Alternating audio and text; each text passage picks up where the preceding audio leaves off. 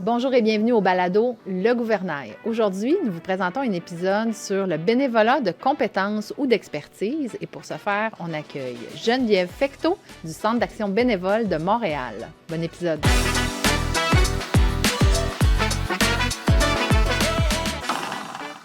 Alors Geneviève Fecteau, bonjour. Merci d'être avec nous aujourd'hui.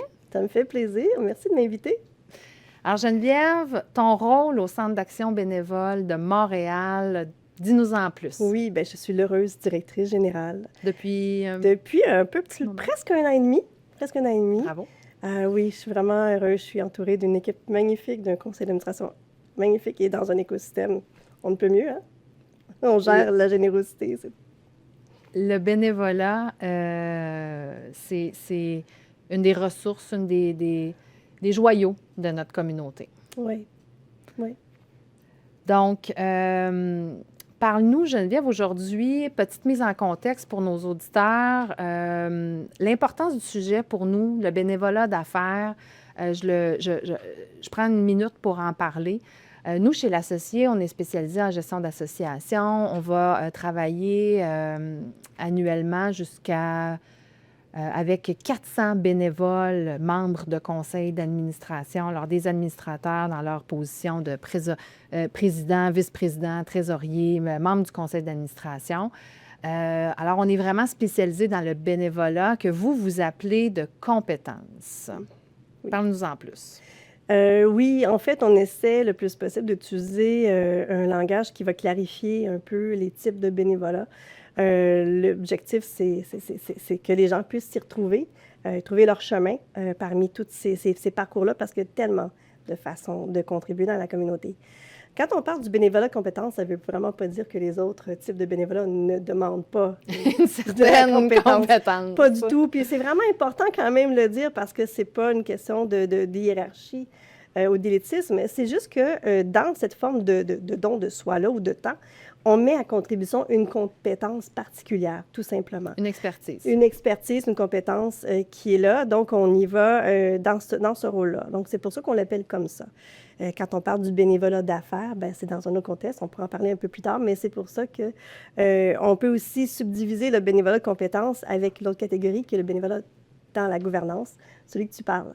Faire partie d'un conseil d'administration, c'est une autre façon de contribuer. C'est un engagement qui est tout autre. On devient responsable d'un organisme. On s'y engage pendant 2 ans. Donc, c'est un type de bénévolat qui est important, mais qui est peut-être pas toujours donné à tout le monde ou possible pour tout le monde.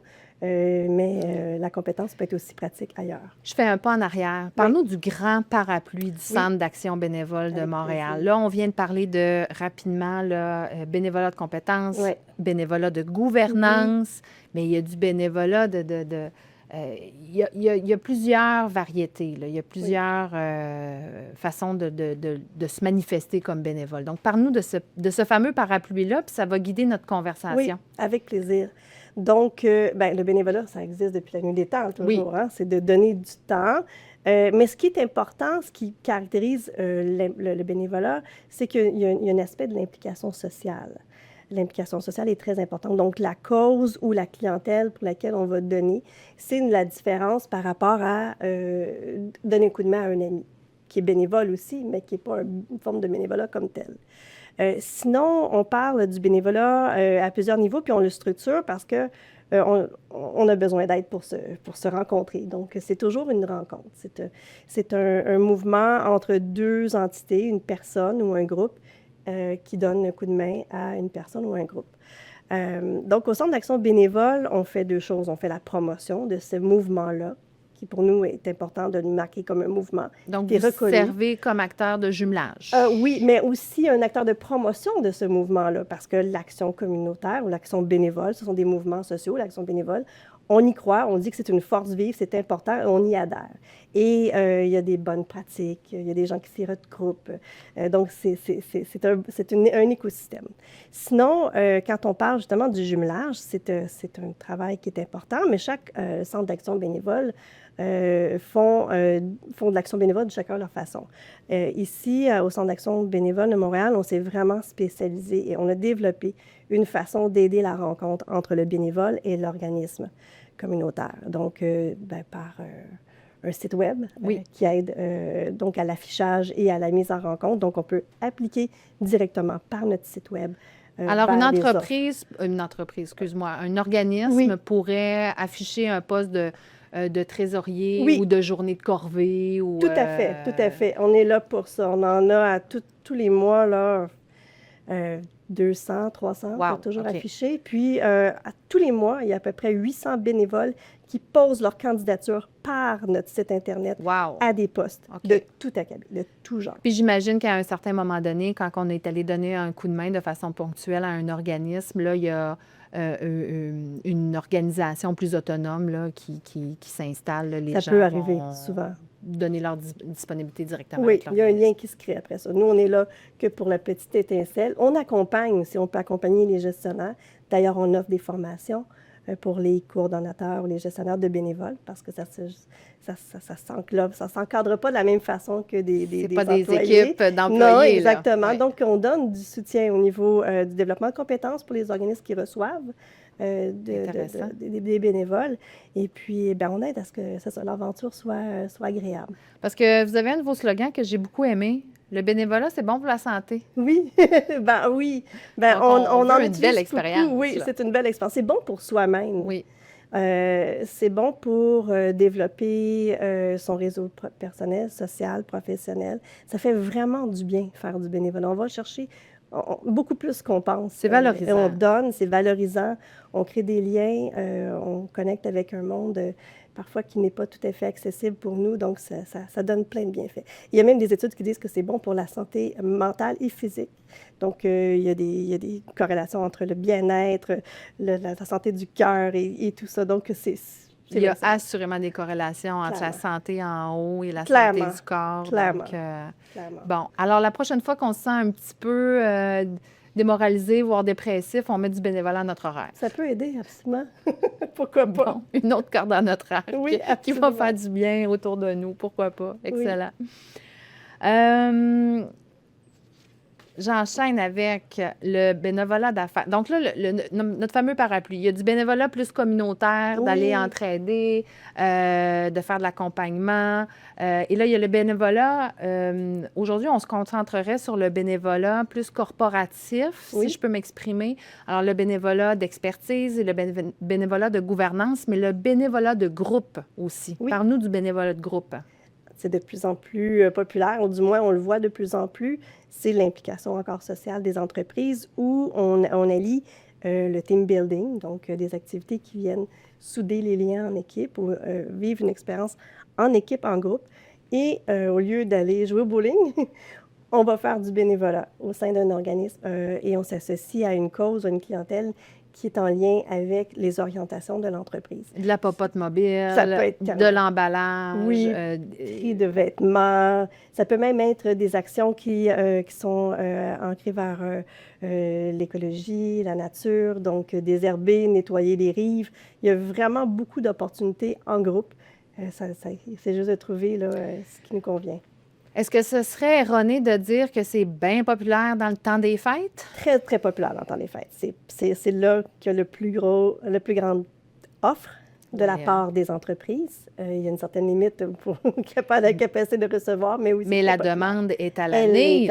Oui, la demande est à l'année, absolument. Okay. Les besoins sont à l'année. Donc, si on est pour se mobiliser, on peut le faire à tout moment, finalement. Absolument, absolument. Mais je comprends que la fin de l'année, il y a un élan de générosité et puis on est plus disponible, plus sensible. C'est normal. Mais oui, à l'année, c'est... L'agenda aussi, normalement, est un peu plus allégé. Donc, ouais. C'est un bon moment à l'horaire et l'esprit est là aussi, je dirais. Oui, donc, tout à fait. Mais bon, on peut le mettre à tout moment, à l'agenda. Est-ce que tu dirais que les programmes de RSE, responsabilité sociétale des entreprises, sont en émergence et que ça l'aide là, justement à tous les organismes qui ont donc beaucoup de besoins?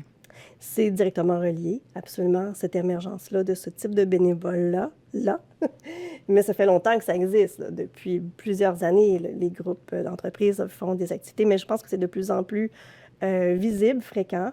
Ce qui arrive aussi, c'est qu'il y a aussi un souci de marque employeur aussi qui vient. Donc, il y a cette force-là qui vient donner plus d'occasions, plus d'initiatives. Et une génération, comme on parle des fois, d'employés qui recherchent des entreprises qui collent bien à leurs valeurs. Donc, dans le cadre de la marque employeur, c'est toujours bon oui, il y a des belles valeurs qu'on indique sur notre site Web, mais lorsque des gestes concrets qui se posent, ça donne vraiment, ça démontre le sérieux de l'entreprise dans son engagement social. Donc, c'est une façon d'être vraiment concret.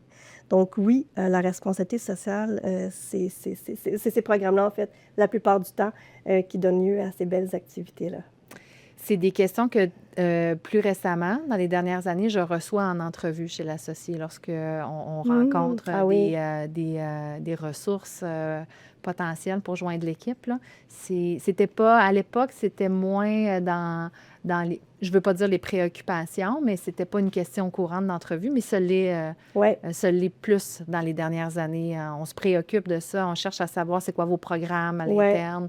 Est-ce que c'est dans votre culture d'entreprise? Est-ce que, justement, là, il y a une préoccupation et c'est beau de voir ça de notre relève. Oui, ça donne un précédent, ça nous engage comme employeur. Il y a ce côté-là, puis il y a aussi la question, si je fais déjà du bénévolat, je suis engagée dans un CA, ça peut m'arriver d'avoir besoin de m'absenter, est-ce que vous me le permettez? Ça, c'est des questions que je me fais aussi poser, moi aussi. Mais ça, là, ça l'élève tellement parce qu'on se concentre sur le bénévolat d'expertise, ça rehausse vraiment la relation, mais l'expérience bénévole et l'expérience pour l'organisme aussi. Oui. Parce que les réunions, bien, on ne veut pas forcément être toujours très tôt le matin, en soirée, la fin de semaine ou le midi. Non. Donc là, on demeure dans un cadre d'horaire plus normalisé. Oui. Qui rend l'expérience, la disponibilité pour l'équipe de permanence à l'interne drôlement intéressante. Oui, oui. Il y a plein de façons de reconnaître.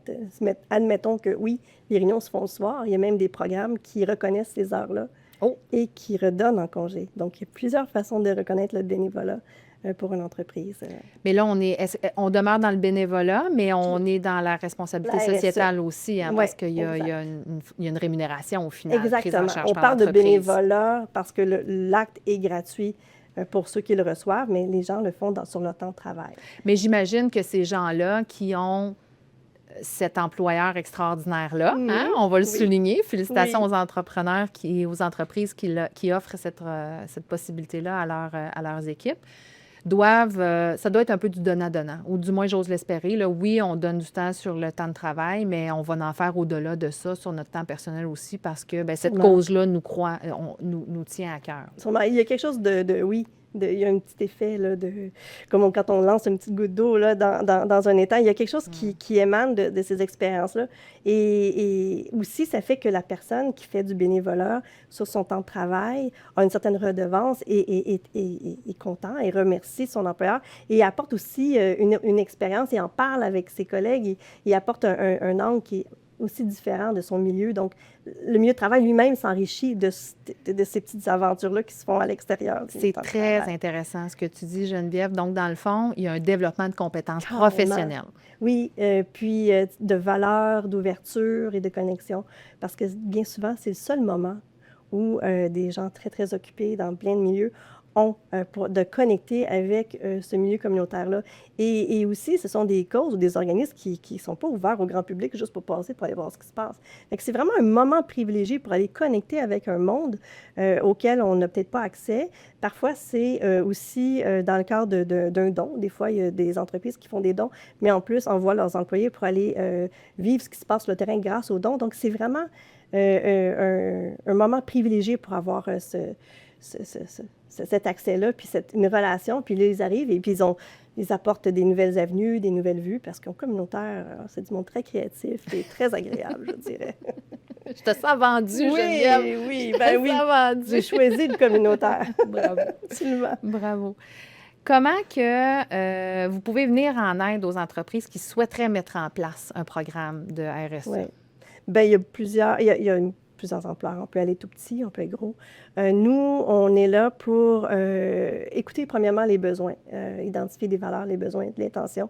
Et on a une personne, Mouna, pour ne pas la nommer, ma collègue, ma complice, qui va recueillir les besoins et qui va proposer donc un accompagnement qui est absolument personnalisé pour développer, que ce soit la politique, les communications, l'événement, aller trouver le match avec l'organisme. On a quand même... Ça prend un filtre. Ça prend un filtre parce qu'on ne peut pas envoyer tout simplement des gens donner des noms et juste les envoyer comme ça vers des organismes pour qu'on s'assure qu'il y ait un match au niveau des valeurs, au niveau des besoins. Et puis, on prépare aussi les gestionnaires, mais aussi les bénévoles d'un jour à se placer dans une posture particulière, parce qu'on n'arrive pas juste comme ça vivre quelque chose dans un milieu où on côtoie, que ce soit des gens qui ont des difficultés, qui sont dans une situation de vulnérabilité ou peu importe. Donc, il y a une préparation, puis nous, on donne des formations, des outils, une petite boîte à outils, des vidéos. On peut donner même des présentations. Donc, on est vraiment là pour faire un accompagnement. C'est ce qu'on fait, on accompagne. Et est-ce que vous pouvez guider aussi vraiment pour du bénévolat, soit de gouvernance, les trois volets, de gouvernance, de groupe, expertise et de groupe? Exactement. Et l'importance du bénévolat au niveau scolaire, je fais toujours un pont vers la relève parce que on a senti un gap là, générationnel au niveau de l'implication bénévole. Ça se ressent sur le bénévolat au niveau de la gouvernance. On a des bénévoles jeunes et on a des bénévoles plus avancés en carrière. Est-ce que au niveau scolaire, il y a quelque chose qui se fait ou qui s'observe pour on va voir refaire la flamme, renaître? Bien oui, il y a plusieurs programmes.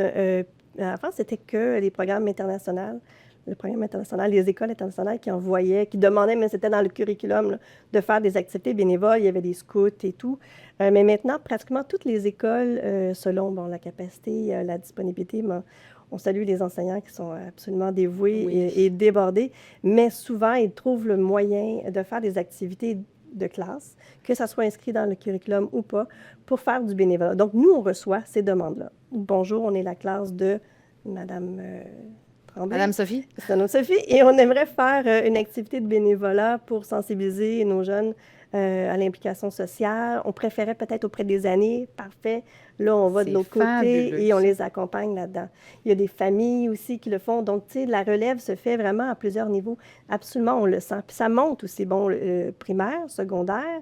Le cégep, on a peut-être un peu moins de demandes à leur niveau, mais les écoles de hautes études encouragent de plus en plus leurs futurs ou même leurs diplômés à en faire du bénévolat. Parce qu'il y a eu beaucoup dans mon temps, c'était les voyages humanitaires. Là. Ça, c'était très populaire. Là. Donc ça, j'imagine que c'est encore bien d'actualité, c'est donc important. Mais là, il y a beaucoup de groupes, de classes qui vont plus dans nos milieux de vie. Oui, exactement. Puis le bénévolat de compétences chez dans les programmes universitaires aussi, c'est de plus en plus valorisé. Donc, on nous invite pour faire des présentations auprès des étudiants et puis parler du fait que oui, vous allez pouvoir vous impliquer dans la société grâce et donner un peu de votre expertise. Puis développer des capacités, puis un exercice de leadership, de gestion d'équipe, de développement de projets, de financement qui peut-être jeune en carrière va être plus difficile à développer comme expertise dans les postes d'entrée. Alors, ça peut vraiment accélérer une carrière de faire du bénévolat absolument, à plusieurs en début niveaux. De carrière. Que ce soit le réseautage, que ce soit, pour enrichir évidemment le CV comme tel. Mais oui. Donc, on parle de développer ses compétences et son réseau grâce au bénévolat. Peut-on dire que le bénévolat de compétences est aussi une forme de mentorat? Ça peut l'être. Ça peut l'être bien souvent. Des fois, ça l'est dans les deux sens, auxquels on ne se soupçonne pas. Il y a des formes de bénévolat qui sont d'emblée. L'objectif est d'emblée le transfert de connaissances. Donc, le soutien et développement de nouvelles compétences. Donc, une personne arrive d'un milieu professionnel bien précis qui vient aider bien souvent la direction générale des organismes communautaires à développer une compétence particulière. Sinon, ça peut être tout simplement par le lien, un mandat qu'on confie à un bénévole et ça devient un lieu d'apprentissage, bien souvent Faire un code d'éthique, Exact. réviser les règlements généraux. Exact. OK. Donc, oui, il y a quelque chose qui se fait dans la transmission de connaissances, mais je dis un mais qui est vraiment important parce que dans la posture dans laquelle on arrive en tant que bénévole de compétences ou d'expertise dans un milieu communautaire, on ne vient pas montrer au monde communautaire comment faire le travail. On vient les accompagner pour venir trouver quelque chose qui peut-être ne se trouvait pas dans son éventail d'outils. Mais il faut pas Partager oublier... notre bagage. Exactement. Il ne faut pas oublier que les directions au communautaire ont énormément de cordes à leur arc. Ce sont des gens qui sont très souvent généralistes, qui ont gravité les échelons ou qui sont déjà diplômés en gestion et qui ont déjà un bagage eux-mêmes, mais qui viennent chercher d'autres. Donc, on est vraiment dans une relation d'égal à égal. Là, hein, exactement. Exactement, mais oui, c'est tellement précieux. On apprécie ce genre de soutien. J'ai aucun doute. Oui. Et pour inspirer, là, parce que les besoins sont nombreux, les demandes sont à l'année, comment qu'on peut passer d'un engagement ponctuel, on a parlé de groupe, sur une mission plus sur une journée, à un engagement plus durable? Stratégiquement, pour les organismes. Si on veut développer une relation avec l'organisme même qui nous ont reçus une première fois, je pense que c'est important, du moins, même si ce n'est pas pour perpétuer le geste de bénévolat, parce que des fois, ce n'est peut-être pas le besoin, mais de garder un lien, puis de voir l'évolution, de s'intéresser, d'aller aux activités, de suivre les réseaux, puis de rester autour lorsqu'un autre besoin va se ressentir. Ça, c'est une très bonne façon. Que ça ne soit pas juste une après-midi, puis on en parle, on n'y a plus juste plus de contact. Ça serait dommage. Ça serait une occasion trop éphémère, exactement. Mais sinon, oui, dans le bénévolat de compétences, je pense qu'en restant autour puis s'intéresser à l'évolution, ça fait que des fois, c'est peut-être pas nécessairement nous, la prochaine personne qui peut aider, mais on peut aussi être le pont avec d'autres collègues qui peut donner du soutien dans d'autres besoins. Donc, oui, ça serait stratégique, puis ça devient un lien. Je pense que les gens s'attachent puis développent des relations. J'en vois souvent des belles... Ça devient une communauté, hein? Ça devient notre village. Oui, Il faut. Oui, tout à fait. C'est quoi les défis que vous observez le plus chez vos organismes à l'heure actuelle? Par rapport au bénévolat de compétences? Oui, par rapport au bénévolat de compétences. Les défis, c'est la rencontre. Les organismes communautaires ont énormément de besoins. Juste le fait de les nommer et de les afficher, de faire le geste de les chercher, c'est déjà beaucoup. Parce que ça prend du temps. C'est de la coordination. C'est de la coordination, c'est énorme. Oui. Donc, le premier défi, c'est d'identifier puis de faire le geste de dire, OK, je vais faire la demande d'un bénévole de compétences.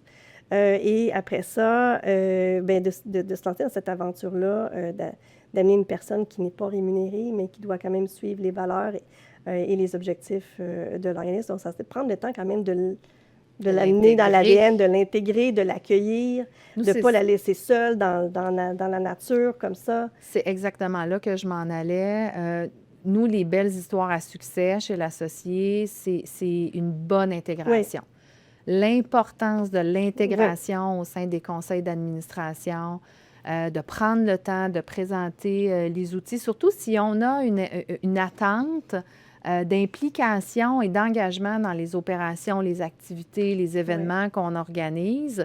Il faut les rendre fonctionnels, nos collaborateurs, nos bénévoles impliqués. Alors, c'est quoi nos outils? C'est quoi nos systèmes? Êtes-vous en phase capable de vous connecter, qu'il n'y a pas d'enjeux technologiques? Hein, parce que ça, on décroche rapidement quand on a des enjeux technologiques. Oui. Alors, je pense que le plus gros piège, c'est de prendre pour acquis que l'autre a compris. Ouf, oui. Nos besoins mutuels. Donc, l'accueil, c'est vraiment tout, mais c'est vraiment la base. Mais de maintenir l'accueil sur un petit peu plus long terme, dans un conseil d'administration, c'est crucial. Faire des suivis. Oui, mais il y a beaucoup de trucs, hein, jumelés avec un ancien, il y a plusieurs façons. Puis d'impliquer la direction générale dans cet accueil-là, pas que la présidence. Donc, il y a beaucoup de méthodes, mais oui. Une présentation, hein, peut-être, là, des introductions, événements d'accueil. Absolument. On a des clients qui organisent des kick-offs de bénévoles en début d'année. Parce que oui, il y a le conseil d'administration, mais des fois, il y a toutes des structures là, de comités qui vont en cascade là, soutenir tout l'ensemble des opérations. Alors, un événement de lancement, ça peut être une belle forme d'accueil, ça. Quand on le peut, très motivant. Très motivant, la connexion avec l'équipe. Interne aussi, c'est un très beau... présentation des rôles de l'équipe interne. Tellement important. Il faut connecter avec la réalité, avec le terrain, absolument. Ouais. As-tu une histoire à succès à nous partager? Oh, il y en a plusieurs.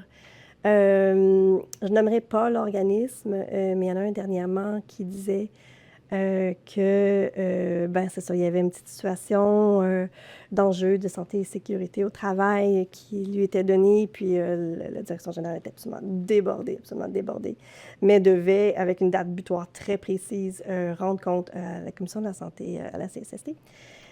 Et donc, le plan était énorme, c'était impossible. Donc, a fait appel à une personne qu'il a rencontrée dans un colloque. Et juste pour savoir comment s'y prendre. Aide-moi à démarrer. Là. Et la personne a dit, je m'en viens. Je m'en viens et ça va me faire plaisir. Oui, absolument. Beau. Donc, c'était pas une prise en charge, mais c'était vraiment un parcours d'échange parce que c'est une personne qui est habituée de faire des plans d'action et des plans de redressement en santé et sécurité, mais dans un monde tout autre, qui a pris le temps de comprendre et d'apprendre l'ADN, la situation de l'organisme communautaire et apporter ses propres apprentissages. Et la bénévole en est sortie, elle aussi, en grandissant. Parce que là, elle a eu un crash course. Là, absolument. Et suite à ça, cette personne a décidé de réduire son temps de travail avec son employeur et de donner plus de temps pour les organismes. Donc, a décidé de multiplier cette expérience-là. Donc, ça a commencé avec une seule relation et elle a décidé d'offrir son temps d'une façon récurrente à plusieurs organismes. Wow! C'est une belle histoire. C'est une belle histoire. Donc, merci pour le partage. Ça me fait plaisir. Mais tu disais tantôt, comment s'engager d'une façon plus stratégique. Des fois, ce n'est pas nécessairement le même organisme, mais cette expérience-là va pouvoir servir à d'autres. Je suis persuadée que le mot se passe. Là. Ah, clairement, oui. Je connais quelqu'un. Oui, c'est ça, exactement. Qu'est-ce que tu dirais à quelqu'un qui hésite à s'impliquer de peur de manque de temps? Parce qu'on a des vies effrénées, on a des familles, on a des engagements professionnels. Des fois, on suit des cours en plus pour se perfectionner. Il ne reste pas beaucoup de temps à la fin de la semaine. Bien, si on parle du bénévolat d'entreprise, qui est celui qui est encouragé par l'employeur, il y a une belle stratégie, c'est d'aller voir son employeur. Est-ce que tu me permettrais, ou est-ce qu'il y a un programme dont je ne suis pas au courant qui pourrait me permettre de donner du temps? Et ça pourrait être ça pendant le temps de travail. Sinon, je dirais d'explorer quand même notre site ou le site jebénévole.ca pour aller voir parce qu'il y a tellement... Jebénévole.ca. Absolument. On va vous les donner, les liens, ça va nous faire plaisir. Parce qu'il y a tellement de façons de donner. Ça peut être ponctuel, à distance, ça peut être une fois, ça peut être quelques heures. Une bouchée à la fois, peut-être, de peut-être pas se prendre un mandat. Là, Puis c'est une bonne question à poser aussi, surtout sur un mandat de gouvernance ou un mandat d'expertise. C'est quoi vos attentes? Exactement. Combien d'heures? Est-ce que la participation à un comité est obligatoire? Est-ce qu'il y a des formations obligatoires? D'accord. Puis même, ça se demande, puis la direction générale et la présidence devraient être capables aussi de répondre le temps de préparation, de lecture. Est-ce qu'on est dans un crunch, là?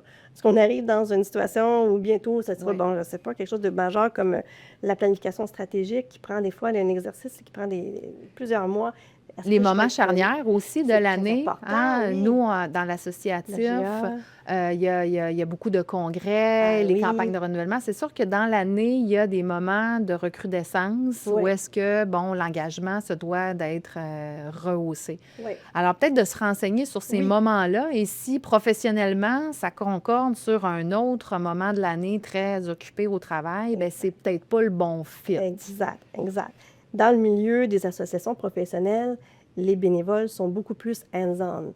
Il y a beaucoup de travail plus opérationnel. Contrairement au milieu communautaire, chez nous, l'opérationnel C'est simplement, c'est surtout au niveau gouvernance. Donc, le CA est appelé à créer, co-créer plutôt même des politiques ou participer à certaines choses, mais ne sont pas ceux qui sont dans les opérations. Donc, il y a une différence. Donc, de s'assurer de choisir le bon bénévolat qui nous convient. On magasine Ça se magasine. Mais la gouvernance, c'est du sérieux. Alors, on s'embarque et idéalement, de ne pas quitter en plein milieu d'un mandat. Non. Idéalement. Donc, il y a toujours des impondérables dans la vie. Mais il faut y penser. Et de se respecter, de respecter l'organisme aussi, je dirais, dans ces situations-là, non souhaitables, mais qui fait partie de la vie. Si on n'a plus la disponibilité ou si quoi que ce soit arrive, bien, des fois, c'est malheureux, mais c'est peut-être mieux de céder sa place. Exactement. Et des fois, c'est de participer à des comités. Donc, il y a plusieurs autres façons. Je ne sais pas s'il y a cette flexibilité, mais oui, c'est ça. C'est mieux de le dire que de toujours être absent ou la transparence, l'ouverture. Très important. Dans tout, finalement. Comme dans tout. Geneviève, ça tire déjà la fin. On aurait pu étirer ça des heures de temps parce qu'on est, je pense, toutes les deux très passionnées de ce sujet-là. En finale, rêvons. Quel serait ton souhait pour l'avenir du bénévolat d'affaires au Québec? Je rêve qu'il y ait un match, que tout le monde cherche, trouve dans les deux côtés, que les organismes communautaires aient toutes les ressources dont ils ont besoin.